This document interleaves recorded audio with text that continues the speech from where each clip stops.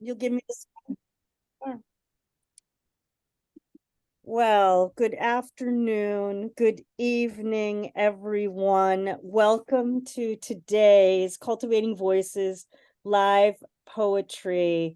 It's our November new books showcase, and I am absolutely delighted to have this amazing trio of poets joining us from Ireland in the United States. Breda Spaight, Eamonn Lynskey, and Ryler Dustin will be joining us tonight. And again, I can't thank them enough for coming on to our program. We'll be just, you will be bowled over by the beauty, the poignancy, the power of their poetry. I have no doubt in my mind. Well, here we are at Cultivating Voices Live Poetry. Just a reminder, we are an intergenerational, intersectional, international poetry group. We started in March of 2020, and those of you who were with us then know we started in the early beginnings of the pandemic, right alongside of another illustrious group, Not the Time to Be Silent, that was coming out of Limerick, actually, where Breda is joining us from this evening, from County Limerick, and which is now Lime Square Poets. If you're not familiar with that, we'd like to promote some of our sister and brother reading series where we can. So I encourage folks to just be reminded that this is a group that's been in existence now for over 4 years, and we have over 4,000 members worldwide. So we're always in exquisite company and sharing poetry from around the world with the world, whether you're watching us live here in our Zoom studio, where we always have a very intimate gathering, whether you're watching us live on Zoom, welcome to, or Facebook, excuse me, welcome to those folks watching us live there at this moment. And of course, those of you who will be watching us, we know there are hundreds and hundreds of you that will be watching this in the upcoming week on our recordings. Thanks to Don Krieger, and also thank you so much to Kim Ports Parsons for all the support, particularly in putting this beautiful constellation together. Well, here tonight, this afternoon, as I mentioned, we're going to hear this very powerful trio of poets, and I just would like to remind all of our wonderful members here, please feel free to use the chat to share your comments and your joy and your exuberance as the reading is going on. Of course, respectful comments, positive of encouragement, please. And again, those of you all out there listening and Facebook and on the recording, sit back and just really take in what I know is just going to be an amazingly prismatic reading this evening and afternoon. Well, let's begin with Breda Spaight. And Breda is from County Limerick, Ireland. And Breda reminded me, which I had not known necessarily, that we in fact have been in a few rooms together. And the very first time and it turns out it was the very first time I was in Limerick, at the On the Nail reading series, with my Salmon brother, Edward O'Dwyer, and Knut Skinner. And as I like to say, Edward O'Dwyer is really the reason that I'm in this pickle that I'm in on every Sunday, most Sundays, because he got, as I like to say, he got the whole party started. So we have Edward and Dominic Taylor to thank for us all being together here in this room today. Breda's debut collection is Watching for the Hawk, published by the incredibly illustrious Arlen House. She holds a Master's of Philosophy in Creative Writing from Trinity College, Dublin. We have many, many friends that we love and hold dear that have walked those hollow grounds at Trinity College in Dublin. In 2023, Breda's poem, The Curse, was shortlisted for the Forward Prize for the best single poem written. In Ireland, that's a heck of an accolade, when you think of all the poems written in Ireland in any given year. Her work has appeared in Poetry Ireland Review, The Stinging Fly, and many other journals. It is my absolute delight and pleasure to welcome Breda Spaight to the program. And thank you for joining us. And I hope you're very well this evening. Thank you, Sandy, for that introduction. And it is lovely to see you again down the tube, as it were. I'm really looking forward to hearing Ryler and to hearing, I've never heard Ryler read before, but I have heard Eamonn Lynskey read. So I'm really looking forward to reading or to listening to my co-readers here this evening. So I have my poems on screen. So I am now looking at the screen and I no longer see anybody, which is always kind of scary. I'm going to start by just giving a brief introduction to what Watching for the Hawk is about. I could have easily titled the collection All About My Mother, because all of the poems are in one way or another about my mother. And but of course that would have been a very misleading title, because I really don't know all about my mother. She passed away when she was very young.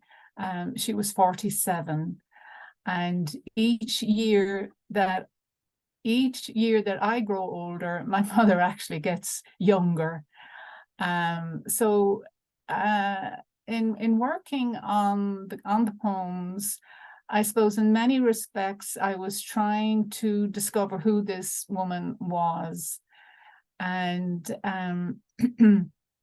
and one of the approaches that I took was to look at the social and political and religious changes that were taking place in Ireland, definitely, but also in the rest of the world as well. And to see how those sort of changes were, in many respects, they were the background to a lot of how I experienced my mother. So I'm going to start by reading a poem. The title is Night Walk with My Mother. And in this, the speaker in the poem is listening to her mother speak, and she really doesn't understand what is going on. And the inspiration for this, of course, is obviously, first of all, it is a memory. But after I had completed the poem, when I was, taking all those bits and pieces from the free write and now trying to create what the poem would become, I realized that I had never had a conversation with my mother. I'm sure that's not unusual for very many 14-year-olds. So the speaker in this poem then is simply a listener. Night walk with my mother. She says, don't ever get married. If only I had my life to live all over. We see golden lamplit sitting rooms. She says, "Isn't the moon lovely? I never knew it could be so bright." We hear cats yowl ghostly in farmyards. She says, "I need air." She mops her eyes with a hanky. She says, "A man's heart is his own. It's the way they are, spoiled by mothers."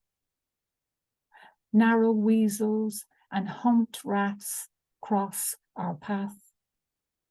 She says all sorts of things. She blows her nose. We bless ourselves passing the graveyard. If I hadn't had kids, if only I could drive, if there were more chances for us. She says, "I need air." She says, "Don't ever get married. You'll know soon enough." We see trees, lace patterns tremble on the road. Don't say I didn't try to warn you. Mind your education. Stay away from them. Keep yourself pure. She says all sorts of things.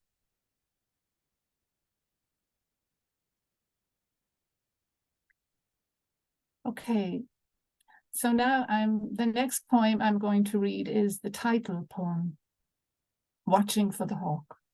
And so in the poem that I have just read, you have an understanding of the era in Ireland, an era where women in many respects had limited agency in daily life.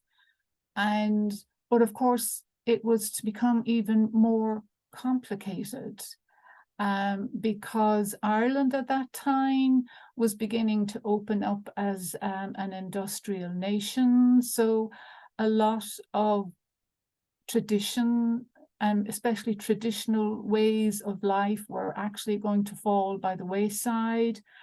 And of course, my parents, but particularly my mother, was caught up in that change.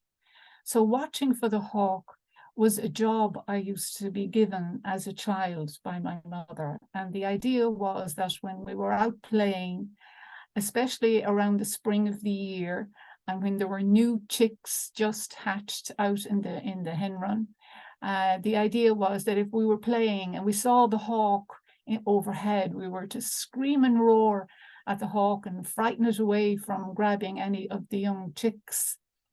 And but when I was looking at that particular memory, I realized that I could use it as a metaphor for what was coming down the line for both my parents, but my mother in particular. Watching for the hawk. I love him. I hate him. He hovers over the chicken run, his brown body tacked to the sky, buff underbelly streaked blackish, suddenly hanging there, peaceful as the holy dove. That fine bird enthralls me, and those yellow fluffy chicks wobbly on their yellow legs, yet something lethal in the air. I think of my mother, flour raining through her fingers, pinch of bread soda ground first between her palms, our daily bread seasoned by her body's salt. She prays to a priest's back on Sunday, while on the radio, politicians discuss their economic plan. I leave her at the table, lifelines of her palms obliterated again and again from the dough she kneads. I view the scene as though watching for the hawk, my heart throbbing, the scream in my throat.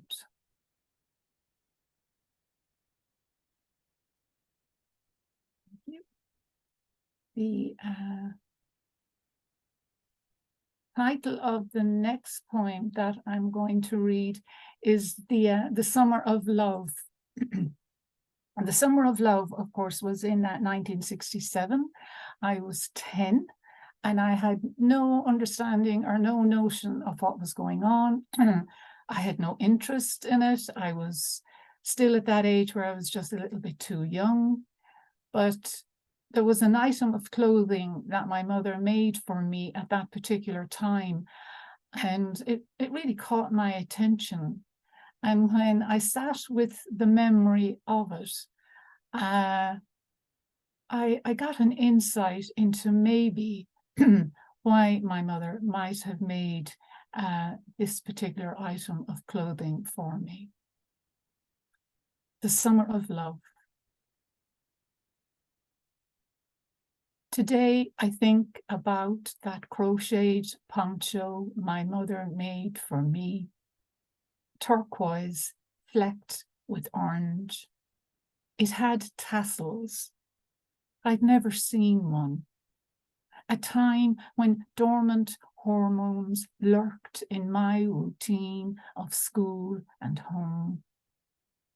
The outside world was a herd of something new and wanton only my mother saw. Young people dressed in psychedelic clothes, bearded boys with hair like Jesus. She popped the poncho on herself to demonstrate its style. Arms spread, a dervish, she whirled and spun. One of her good days, the past a corpse, the future in hide-and-seek mode. Or was the animal in her restored after the plain and pearl of cardigans and jumpers? Even her pots and pans deemed her remote. She looked as though she could saunter to another house where she was the daughter. Oh my, did she want us to hold hands and run like sisters into the blue ocean, to flit like butterflies, to sup nectar from lilacs, to be born into the gold, gold days of that summer?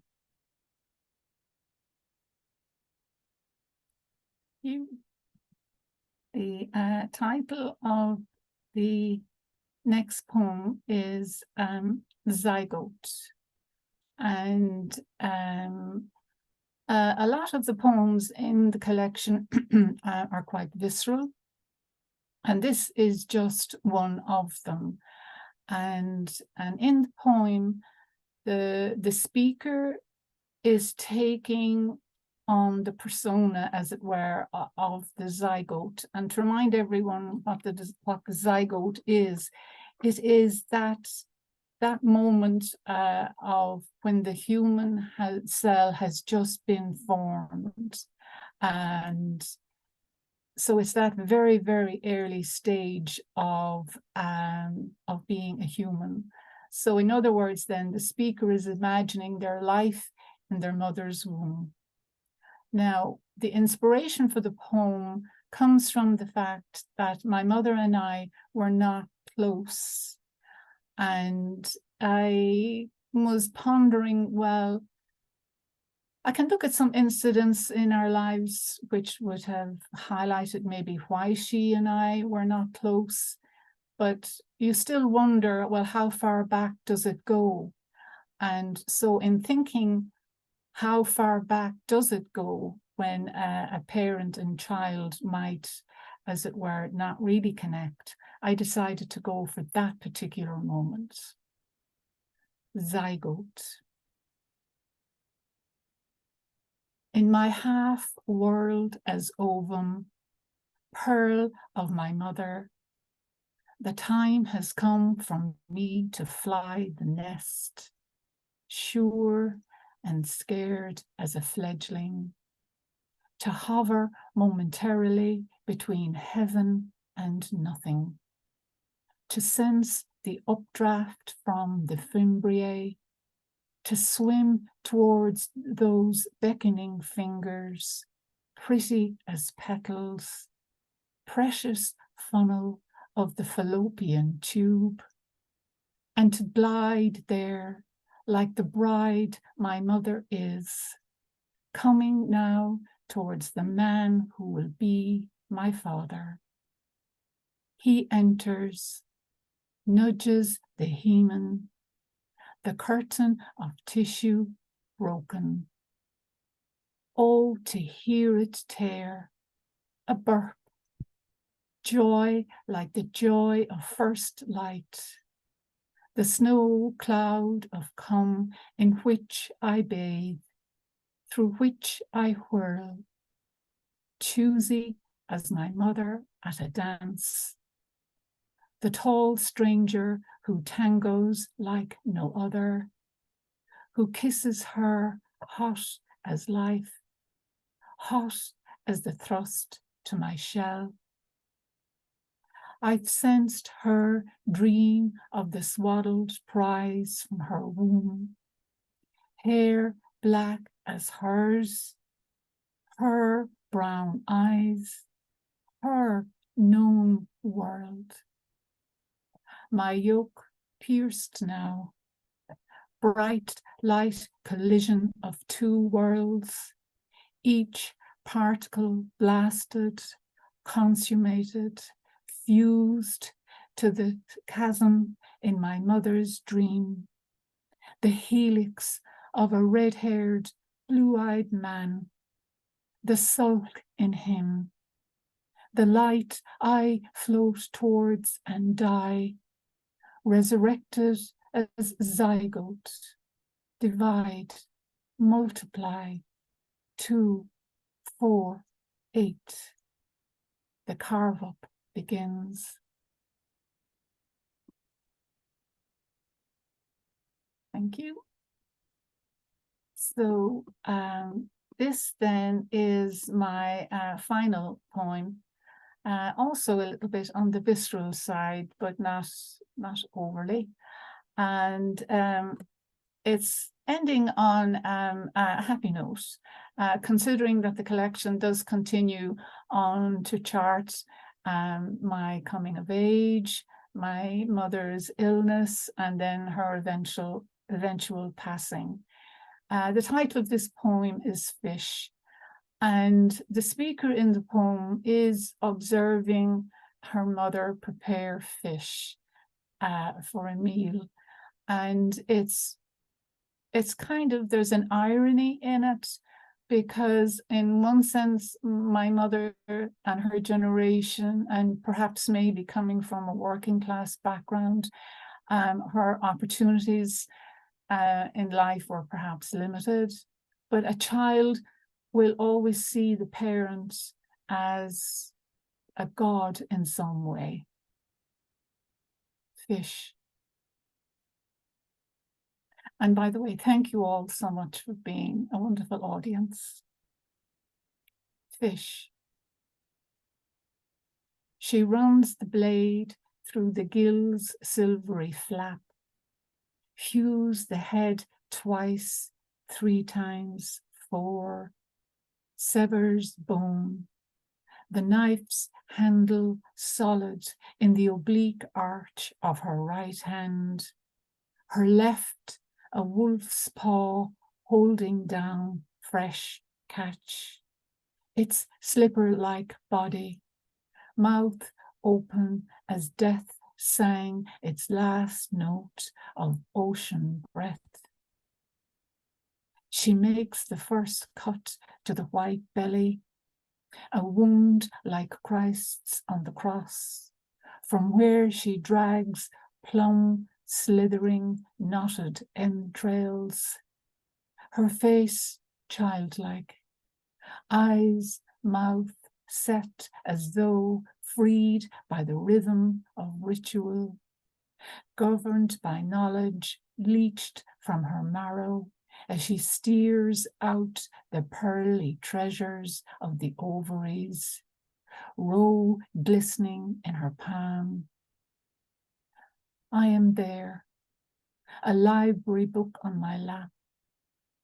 Each page turned affirms the story of this woman, my mother, standing over severed heads with furious eyes, her fingers laced with luminous scales, for now a she-warrior, queen of her domain.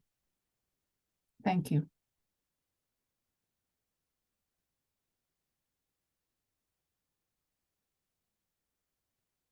Oh my gosh. Oh my gosh. Everyone, that is Breda Spaight. I am practically speechless. Kim tried to prepare me for what I would hear. She said, you are going to be bowled over. I wrote to her, I said, I am floored by this reading. It is so amazing and it is so exquisite. The poetry from the new collection is Watching for the Hawk. Arlen House is a very fortunate house to have you among its poets, Breda. And I cannot wait to connect with you again in person in County Limerick when Kim and I come over in April. So Wow. Yeah, so I really look forward to seeing you and having you sign my book. Yeah, that's a date. That's a date. That's a date. Everyone, just a reminder that you'll see in the chat here in Zoom, if you have the resources and are interested in purchasing one, two, or all three of the collections that are featured today. And of course, we'll have links for those of you who are listening on Facebook and listening into the recordings posted tomorrow, usually on Mondays, thanks to Kim Ports Parsons. So do look out and you know, again, this is a great time of year to be gifting poetry to people. Oh my gosh, what an amazing reading. Thank you so much. I had the pleasure of hearing Eamonn Lynskey give an amazing reading at the AWP in Seattle from Eamonn's latest collection, Material Support. Of course, Eamonn has been a member of Cultivating Voices Live Poetry for a time. Let's just say for a time. That's nice for all of us to say for a time. And it's been featured here, and it's always a pleasure when Eamonn is joining us, whether it's on our open mic or to feature one of his new collections. And the nice thing here, what I love, the connection here is we have two alumni from Trinity College here in our midst, as Eamonn also has a Master of Philosophy in Creative Writing from Trinity College. Well, Eamonn Lynskey is a poet and essayist who currently lives in Dublin, Ireland, and his work has appeared in many leading magazines, too numerous to actually account for, and numerous journals. And until his retirement, he worked as a teacher and adult education organizers. Extremely noble work, I would like to add. Extremely necessary and noble work. As I mentioned, he holds a Master of Philosophy in Creative Writing from Trinity College, Dublin, and his fourth collection is Material Support, which was published by Salmon Poetry in March of 2023 and launched in Seattle. Welcome to you, my brother. Always love being in your company. Okay, thanks very much, Sandy, and thanks for the opportunity, and to your team for bringing me in here. And just say over the years, a number of women and girls, young girls, were abducted and just disappeared. It's a problem in Ireland and worldwide. And they were just going about their daily business. Some were recovered, but most, weren't. And this poem's about that situation. It's called The Where. Late that evening, and her bus missed and no lift, she hitchhiked straight into oblivion. Left no rumour, clue, no fingerprint, not smallest, faintest trace of her departure. Unremarkable that day that dawned like any other, but a mainstay in superstructure didn't hold. A bolt came loose, a strut, a fret inched out of place. Or, if it be that happenings are mapped out for the best beforehand, something cloven intervened to turn her step out of the path ordained to guide her safely home. How hard the waiting year on year, the doorbell, the phone bell, feel the sorrow welling in the throat until we come to hope to hear the words we never thought we'd hope to hear. And darker than the deed itself, the heart that hides it. We'll not tell the how, the where, the when. The where is all that matters now. What bog, what mountain side, what fen. Now this next poem is also about a loss, but this time of a more natural kind, although sad too, of course. It's called Those First Evenings. Kitchen chairs and cupboards decomposed to obscure shapes. A shelf of dinner plates is holding out against the creeping dark that gathers strength in corners. At the table, cup untouched beside him, evening paper spread out, he is reading, unaware a page has fallen to the floor. Is reading, knows that night is nearly here. Is reading and not reading, pouring tea and letting it grow cold. And sometimes glancing up, expecting she might enter, arms full, laughing, raindrops in her hair, the washing saved. And I love to come out in the early morning and everything's fresh, and I love to see the world turning into another kind of thing, night turning into day. And the title of this poem is its first line. This turning hour and everything intent on furnishing another day. I see a flake of sunlight slant from branch to leaf, and raindrops wink among the closed pegs. On the cobweb grass, still wet with dew, a plastic laundry basket spills its colours. Ivy writes illuminated text that tells how night is trembling on the cusp of morning, blade and bark awakening, and every moment dying towards the dawn.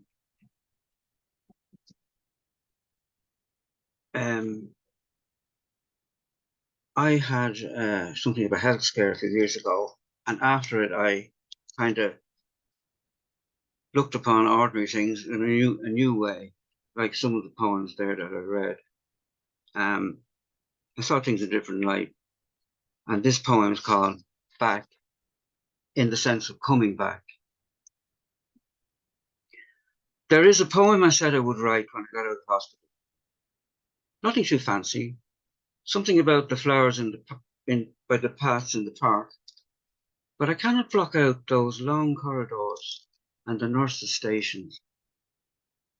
In the poem, I would visit the corner shop and look at the magazine rack with the pictures of TV celebrities smiling, so happy.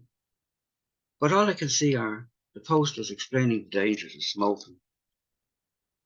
The poem would have said it was good to be back in my housing estate, with its rows of semis and neatly clipped hedges and quizzical cats.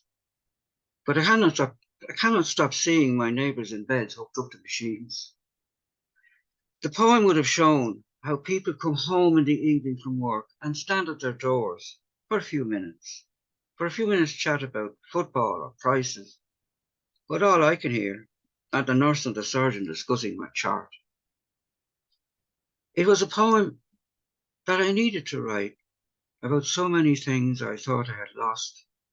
A poem to describe how it feels to be back in an ordinary life. A poem to give thanks, and I do. Now, I guess it's probably good to be back, and be in your ordinary life again. And in my ordinary life, I do drive a car, but going into town is dreadful. You can't park anywhere, and I'm a good driver, I think, but there's some near misses here and there. So I'm on the bus a lot, public transport, and that's a great place for self-reflection, I found. It's called On the Bus. Not my usual bus, this, travelling through my accustomed route, yes, but taking in a few more twists and turns. Look, that crumbling wall reveals a gap I hadn't seen before. That gable end extends a length back longer than I'd reckoned. All those unfamiliar roads and groves disclose a new perspective on old journeys.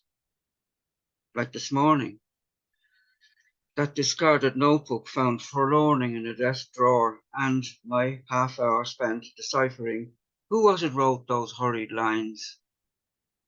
Who was it tried to show the world was whirling round him faster than these neat suburban landscapes racing past my window now? And yet I knew, of course, that hapless wight was me.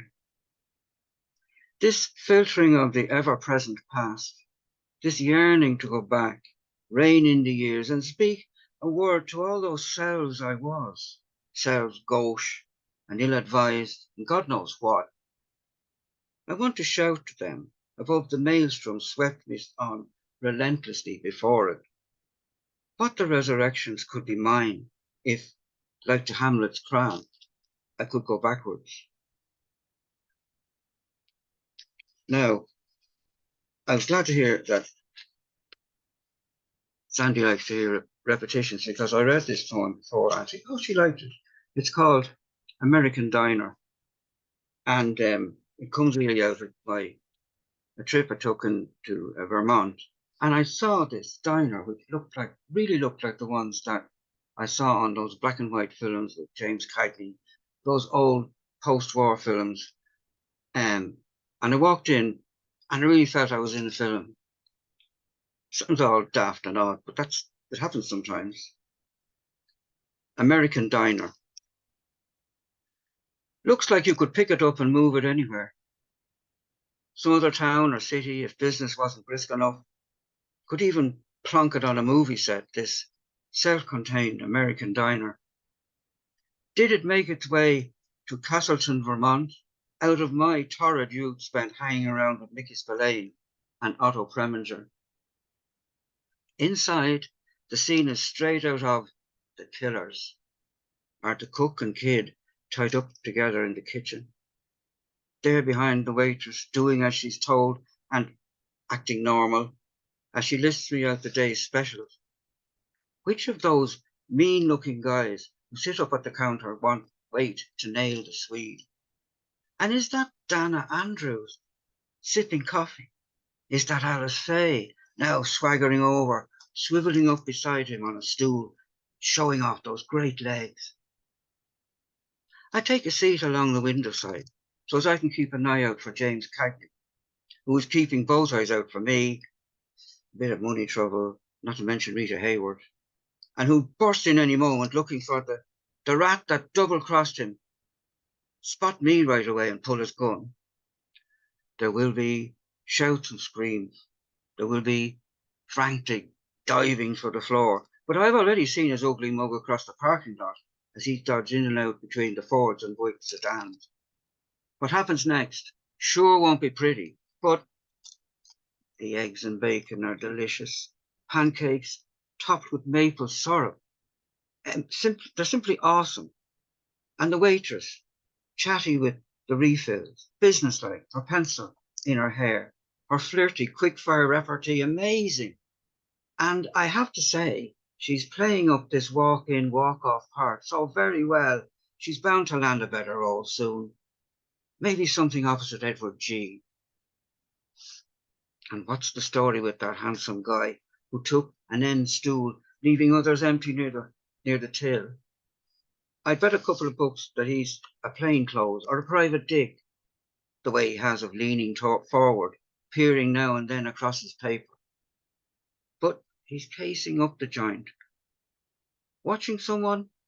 That chap getting up to leave now. Yep, handsome waits a couple of frames and then he's stubbing out and strolling towards the exit, right hand moving towards his right hand pocket. Now I'm on the run myself with Cagney on my tail and tearing down the highway, only one hand on the wheel, the other shot to bits, blood everywhere.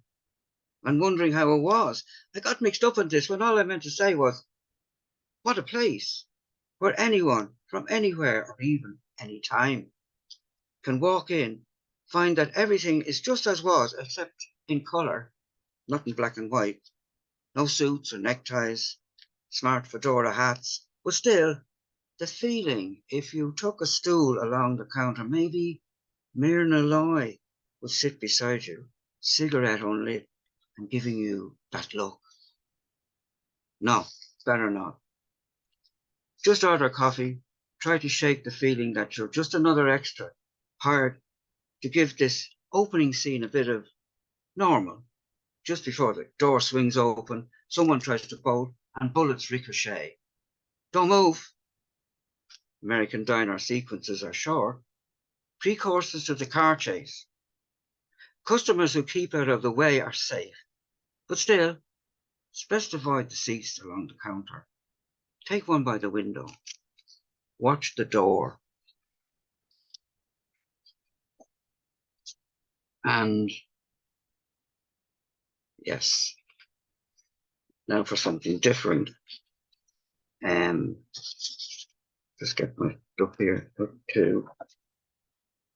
This poem is really emblematic, I suppose, of the collection because the collection is called Material Support, and it's really about ordinary things and how they have helped us so much through our lives.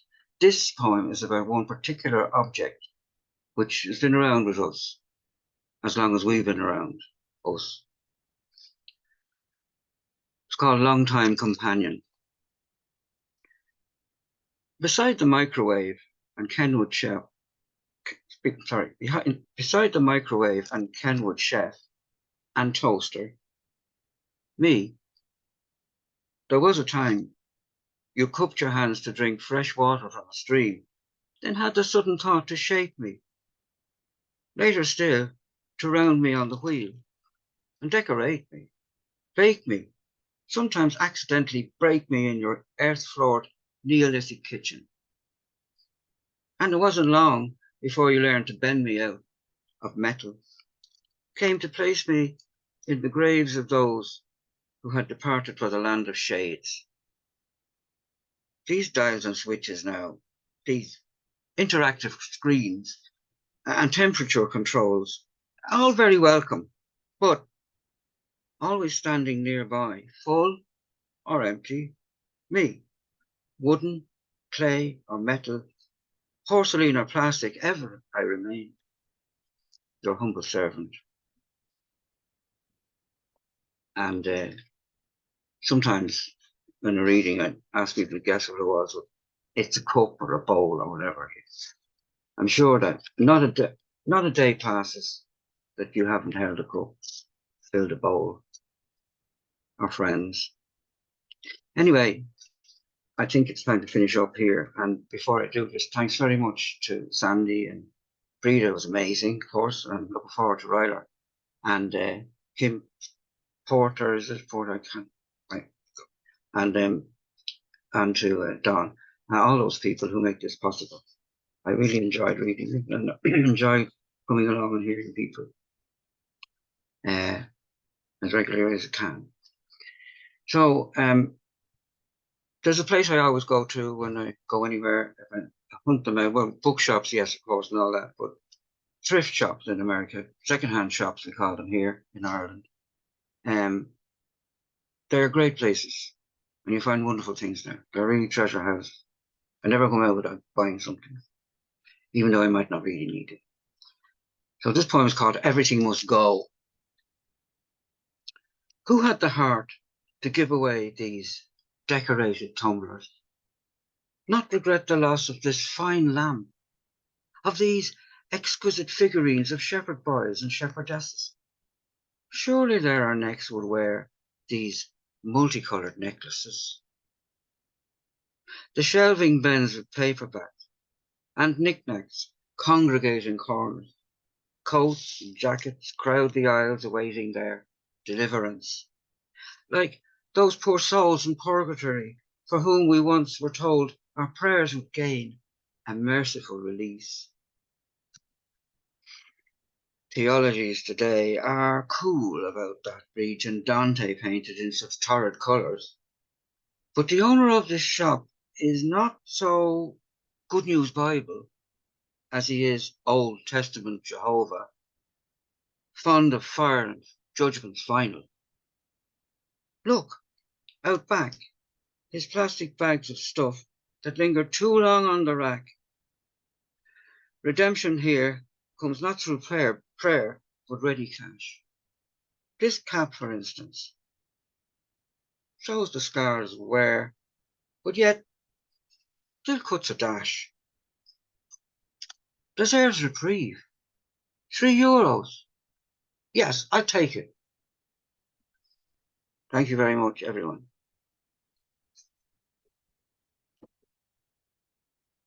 My gosh, it is very rare that we have a poet that comes on with their own props, let alone a cap, which I'm very partial to the caps, as you know, very, very partial. Also, the diner, well, my mom's sitting right here. She can attest to this.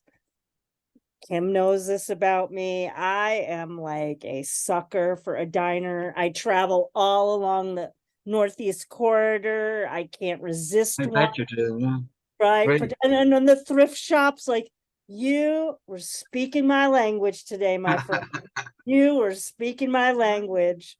My mom's too. Thank you so much. What a great read. Be sure to take a look at the comments in the chat. What a Okay. pleasure. And I hope we make it to Dublin when we're over. I'll definitely make a date, like Breda said, it's a date. Well, we'll see what we can manifest. We'll see what we can do. Thank you so much, Eamonn. Be well. And we'll see you soon. Be well. Well, folks, as I mentioned at the top of the hour, we were in for quite a reading, and we're 2/3 of the way through, and I happen to know what's coming. So hold on to your hats, as they say. Hold on to your hats. I met Ryler Dustin just very recently, about a month ago. Oh, that's not true. We had met on Zoom before that, but met in person about a month ago when I was back visiting in the Pacific Northwest, and Ryler was the featured reader for the Olympia Poetry Network, of which I'm still a proud member. And hi to my friends here from the Oli Poetry Network that are with us in the audience today. And it was the kind of same experience that I had as I was listening to Breda for the first time today, or my memory of the first time, because obviously for Breda, but I almost worried that I was going to be thrown out of traditions, because I was like a poetry heckler, but I was a positive poetry heckler. I could not contain myself at all. And I was just gasping and hooting. And Ryler, you might not have even had any notion that that's what I was doing. And I hope you didn't, but I know I was very boisterous and very loud for me. So what's so great about today is no one will have to endure that because I will be muted throughout your whole reading. Anyway, folks, enjoy the hoots and hollers that you might not be able to contain coming from yourself as you're listening today to Ryler Dustin. Ryler Dustin has represented Seattle on the final stage of the Individual World Poetry Slam and is the author of the poetry collections Trailer Park Psalms from the University of Pittsburgh Press from 2023, which was the winner of the Agnes Lynch Starrett Prize. And for those of you not here in the States, it is quite an accomplished poetry prize here. And the book Heavy Lead Birdsong from Right Bloody Publishing in 2010. Ryler is a graduate of the writing programs at the University of Houston and the University of Nebraska-Lincoln. And he recently returned to the Pacific Northwest after living in Spain, Michigan, Jack Kerouac's former home, and a cabin in the Oregon wilderness. And for your pleasure, you certainly can find his poems in places like Verse Daily, Gulf Coast, and many other journals. It's so awesome to have you here, Ryler. Welcome. Thank you, Sandy. Wow, I love the hooting and the hollering that you talked about, because as you mentioned, I kind of discovered poetry through slam poetry and spoken words. So it made me feel very at home. So I want to start with the title poem of this new book that you mentioned, Sandy, called Trailer Park Psalm. And I feel like it really is in the same vein as Eamonn's American Diner. That I love that line, looks like you could pick it up and move it anywhere, because I grew up in a kind of neighborhood that was like that. You could have moved it, anywhere.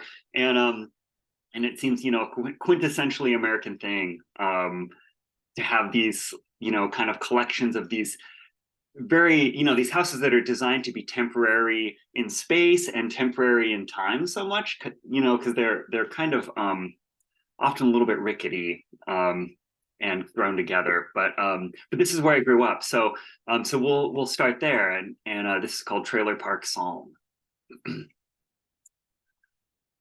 Bless us, Lord of corrugated tin, of crooked windows held against the wind with mold dark duct tape, of roofs repaired in rain that would not let up. Bless us, Lord, of all that patches, holds, is good enough. Plywood, foil, fast dry foam, my grandma's hands that worked our wood stove chimney back to shape. Bless us, Lord, of the mildewed scent my grandma raised me in, of carpets singed by cigarettes, ashtrays made from Folgers tins, hamburger helper, and discount meat in cedar-shadowed kitchens. Bless us, Lord, as we were back then. A pack of knobby boys on bikes, girls with creosote-lined eyes and smiles slick with gloss. Bless our uncooked Northwest skins, ghost white except for Ian's, who called out, "How, white man?" and punched whoever laughed. Bless Jake, his red hair lighting the street on the night his trailer burned. He fled with his bike, a bag of CDs, his stepdad's 44. Bless Jory, whose twin sisters died and came back as raccoons. Bless John, who chewed dry cat food as he swaggered up the gravel strip. Bless blackberries, fat with summer rain, dark as blood from the thumbs we pricked. Bless bracken, birch, Douglas fir, the nettle's electric ache. Bless the sword fern's dusty seeds that ease a nettle's sting. Bless the cedars we climbed at dusk until our trailers looked like toys. Bless Rick in the woods with his butterfly knife, slicing only rain, unfolding his blade with flourishes he gave religious names, heaven's sword, angel's teeth, handshake with God. Bless the possums who spoke in tongues at night in the neighbor's trash. Bless Dick, eyes emptied by a war we were too young to know, who guarded the mail, cigarette unlit, always on patrol. Bless the dark of North Shore Road, where Jake hid as his trailer burned, where his mother had crashed their pickup truck in snow the year before. Bless the furs that tried to stop her. Bless Jake, Lord, he went to war. Bless Jory, who left for Mexico, and Ian, who said he was heading west, though we lived as west as you could go.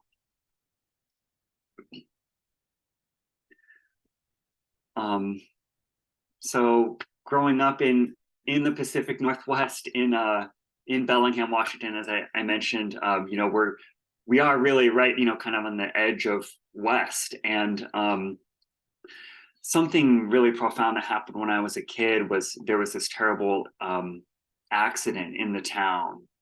So one of the formative memories I had was of this accident, and as an adult, I kind of looked back and tried to figure out more what had happened because I wanted to write about it. But I really ended up writing about it from the perspective of who I was back then, and maybe a little bit of the sense of deeper implications around it, I guess. But this is a poem about that accident, and it's called A Secret.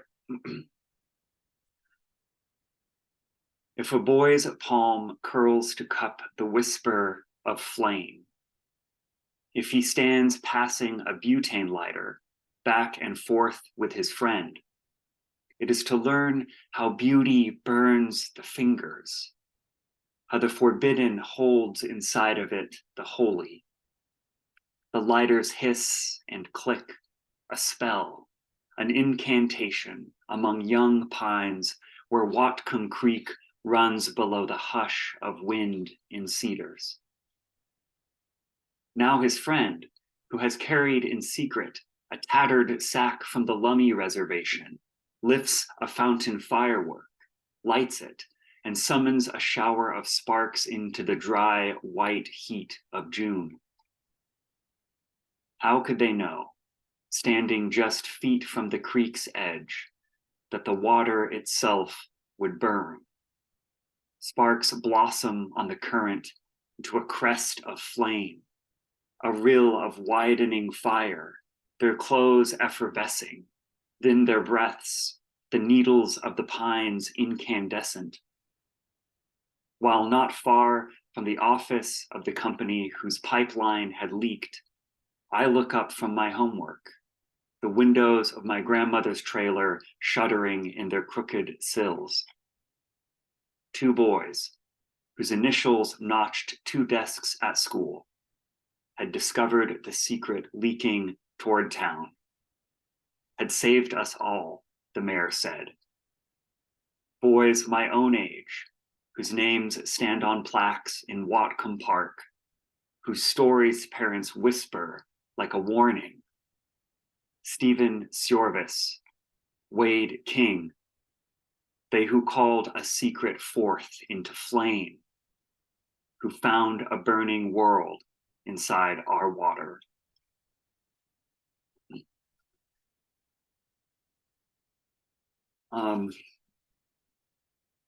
So in the book Trailer Park Psalms, the speaker, the speaker, as they say in graduate classes, as in the University of Nebraska-Lincoln and places like that.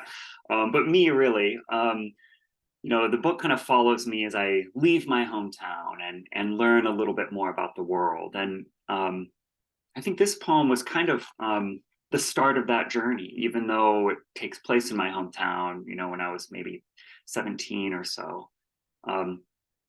And this was the first time really that I fell in love. So this poem is called First Star. It is here, in the empty lot across from Kmart, dusk falling on the cusp of summer, that you realize you love her. She has asked you to teach her to drive. You lied about having a license. And your mother's Metro is not cut out for this, how she kills the clutch again and again as you brace your bodies against the dash, laughing. You are not cut out for it either. The way she jokes with the boys at your lunch table, grin flashing, hair black as volcanic glass. You cannot ease the ache her body makes in yours, no matter what you do, even when you are making love behind her mother's leaky apartment, or lying in the damp grass after, watching geese sign their mysterious arrow overhead. Soon her father will vanish again, her mother remarry and take her to Georgia. On the phone, she'll talk about pills she started and a man she met at church, her voice fading in the sound of traffic. But blink now, and you are back in the empty lot. Blink, and you are in the brimming grass, wet, watching the geese neck ever on. Tell her again they have needles in their noses, like compasses, guiding them to where they must go. Say you can see Sirius, the first star, though you know she is already sleeping like something crash-landed, unfathomable, from an even deeper distance. Her breasts below the coat you both share. Her wrists so defenseless that the world, for the first time, frightens you.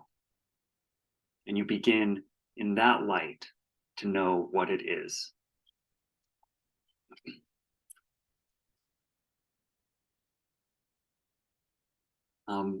So my journey took me kind of all over, you know, as Sandy mentioned, I've lived in a lot of different places, and one of the places I lived was Spain. I taught English there for a little bit to grade schoolers, and it was a beautiful experience. And it allowed me to travel a bit in Europe. And this is, you know, a poem of kind of about a strange experience I had when I was in Edinburgh. So this is called Wood and Wire. In Edinburgh, I could not understand what the cab driver said as he drove me to the restaurant. And inside, the only person who would speak to me was a Lithuanian with pink hair, who leaned above her wine and whispered, "Nothing is familiar." She had learned English in 10 months. She couldn't remember the day before because cheap ecstasy had scrawled so much calligraphy into her brain. On the pier that evening, 2 sunsets burned above the waves. Maybe the sky is mirrored so far north. She said she had forgotten to call her boyfriend, but didn't want to leave. She said she was building a violin, had won a grant for it, and once it was done, would ply wood and wire into new instruments no one yet knew how to play. A couple passed, and she pointed. It is the cheeks, the breasts and ass, but especially the cheeks that make women more beautiful than men. A man is the sky, but a woman is the earth, generous and whole. Every morning, she could remember who she was in some of the night before. Then her mind would loosen, she said, until everything goes like water. Even my language has no name for this, though we have 12 words for love, its various pitches and distances, its songs of shifting range. She said she would not remember me, though she wanted to, and in her porch light held my jaw in her thin hand.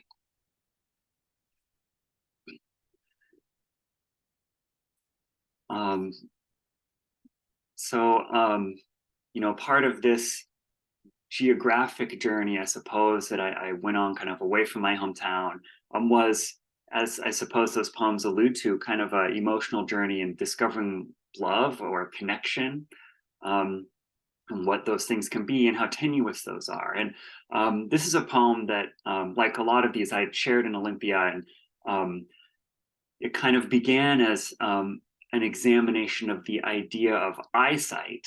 I'm just fascinated, I guess, kind of as Eamonn, you did so well, sort of making the familiar strange. We're looking at the things we just take for granted every day, and pausing to kind of reflect on how remarkable and odd they are. So this is, I guess, an attempt to do that a bit with this sense that, we often, those of us who have eyesight, often take for granted, and ended up being kind of about connection as well, I suppose. So this is called The Movement of Fields. And it's in some small sections, so I'll just pause a little bit between each one. At sunrise, I run my eyes along you and collect you as a pool fills with the image of a drowned bird, as the field outside this graying farm is in love with the shape of wind. Sight is the mind making sense of the world's raw hunks and filaments, sketched in guesswork of occipital lobes, the fusiform gyrus drawing out the differences between one nose and another, one cheek into the stark relief of a friend's face. Cortex showing where a ball isn't yet, but will be after the instant its image flickers up the optic nerve. We read about this, then walk to the dock, watching waves lacerated by light. One theorist thinks language came through sight, not sound. That learning to read the signs of our prey in the wilderness filled us with symbols, hoof, hair, bent fern. Something can mean without being. Something can imply. Dark hair in your comb, the jade plant you watered before you left, a photo replicating your body, which holds the whole ocean inside. If it's true, the first signs we learned were left by fleeing things. Every mark, a mark of escape. Every print, the shape of what's gone. And so we call these words a passage. With language, movement, absence, loss became legible. The night we met was pink gin, your grin, limbs lifting in fake fog. Your blocky script is bird prints in snow. When you're gone, your body goes on in my memory, diving into dark surf, towing something silver away. It was easy for God to make blind life, and the first seeing thing was only a little harder. But the second seeing thing, to make something that could look into something, looking into it. Downtown glows at dusk, our hands clasped in my car.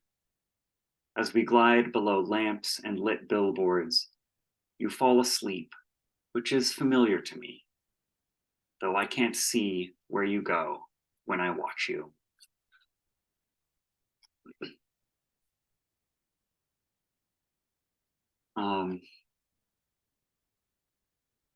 So I think I will just read a couple of more poems here.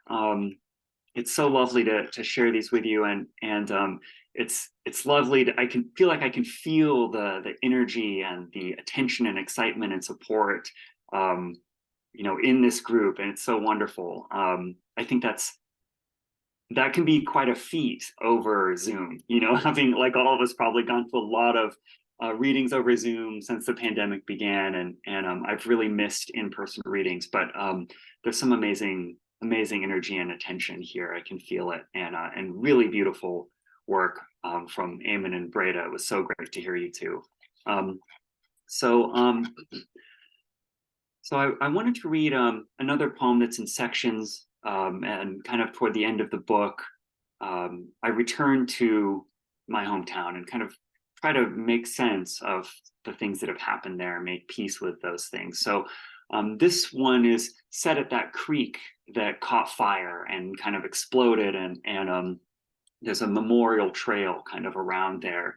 And remarkably, as nature does, it's basically recovered. It's really hard to tell that there was ever an accident there at all. So this poem is in sections, and I think it kind of ends with maybe Breda's hawk a bit, that something lethal up there, but kind of beautiful or mysterious too. So this is called Whatcom Creek Memorial Trail.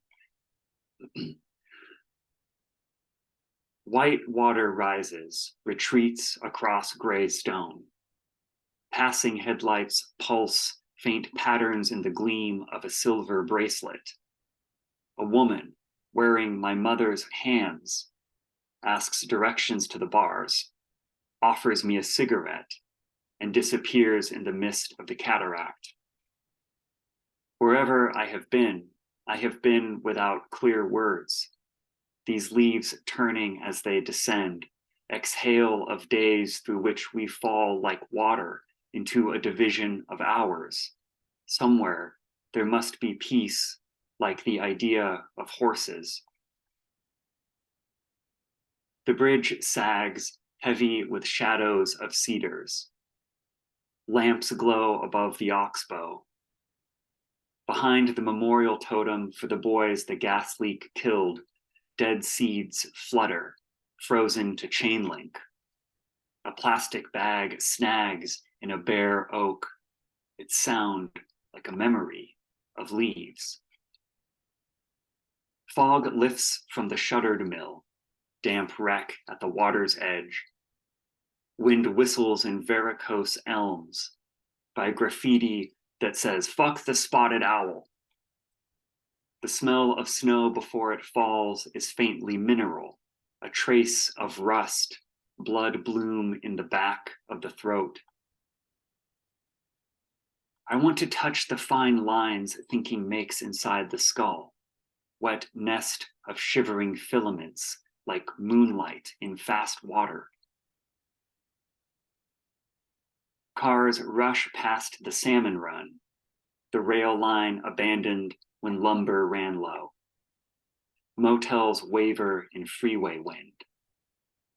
The loneliness in us grows smooth like a stone as days pass over it. We learn its voice. It's not our particular curse. Our curse is we're always in danger of reminding someone of their own. Windows dream TV light into snowfall. Frost covers the names on street signs. Someday, you'll lie down like a creek in the moment of freezing and hold the shape of your last thought.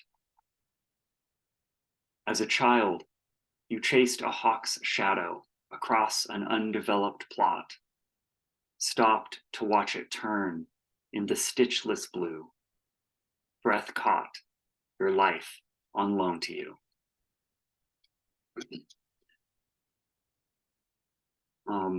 So I would love to read just, I suppose, two more. Am I okay on time or?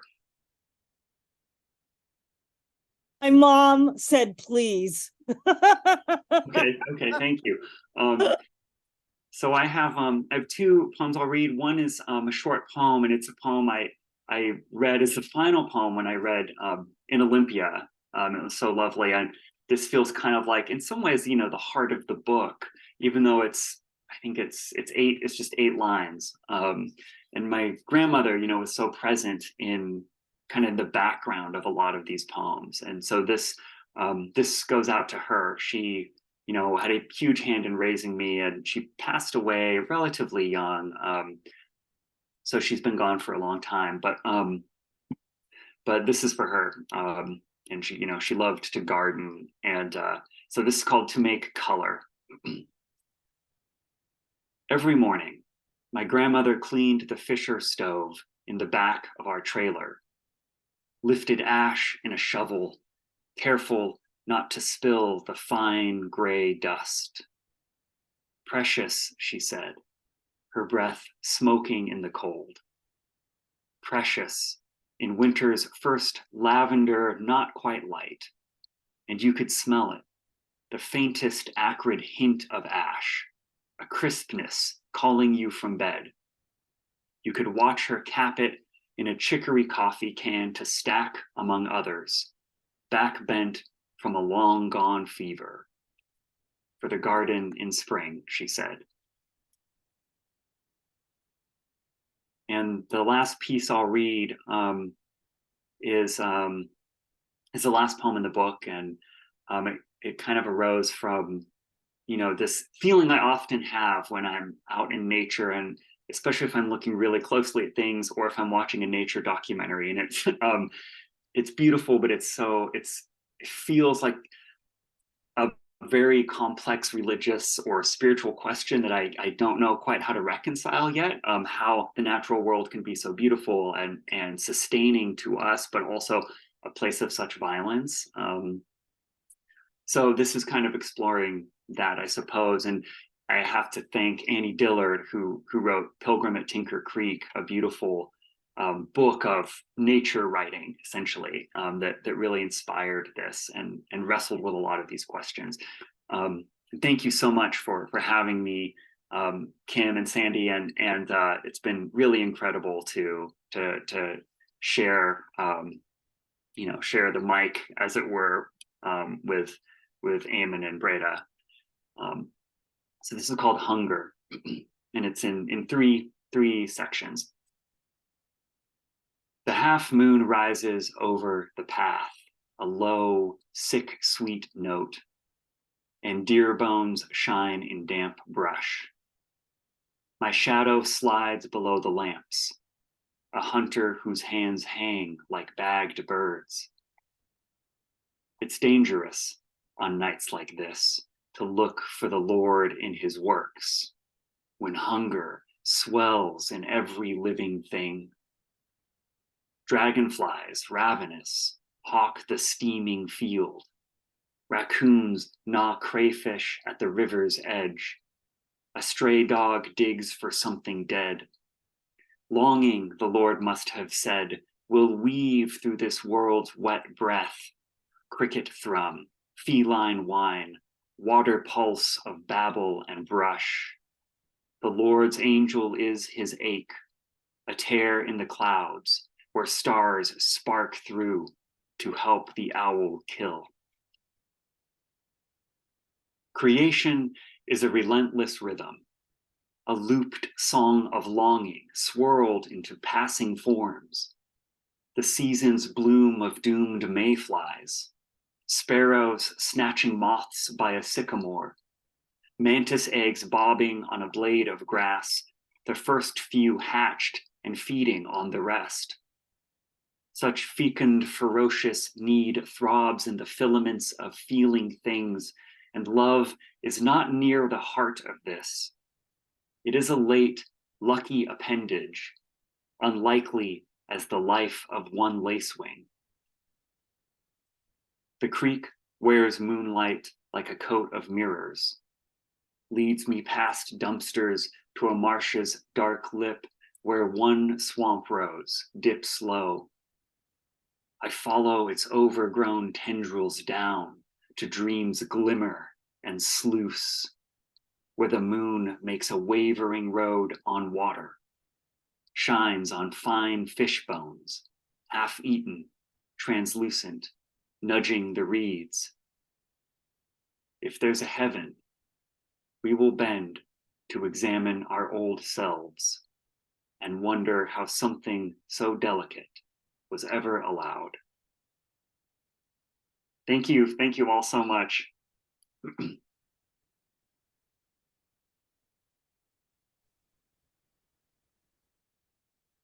Ryler, you know, it was going to be really difficult for you to live up to the reading I saw you give in Olympia, because I had built it up so high in my head.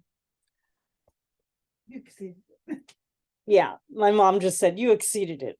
Yeah, absolutely. Like, oh my gosh. And to come through and Zoom the way that you did. I want to mostly just let people sit with your poems and not really comment on what we've just heard. And in some ways that's the best. That's the best thing I could probably ever say about a person's poems, is not say anything. They Thank were you, just, Andy. they were just absolutely exquisite. And what a beautiful tie-in. I mean, we knew this was going to be an incredible constellation with Breda and Eamonn, and the through lines that went through all three, how each of you, I love this when a reading does this, and here's how it happened.